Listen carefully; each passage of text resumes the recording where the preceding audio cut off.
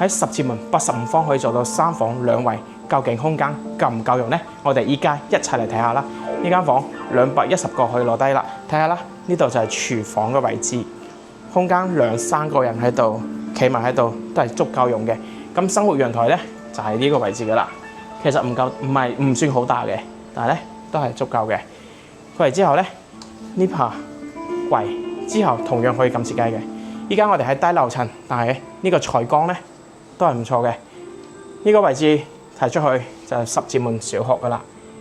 咁行過去華發商都咧10分鐘都唔使嘅，非常之近。然後仲有城軌站喺屋企樓下。過嚟之後3房2衛，睇下呢間兒童房啦。嗱，採光一樣 OK 嘅。咁最重要係咩？主人房，入嚟睇下主人房啦。呢度整個衣櫃，咁270度嘅窗望個視野係非常開闊嘅。嗱，洗手間嘅位置，咁過嚟仲有一個細房嘅。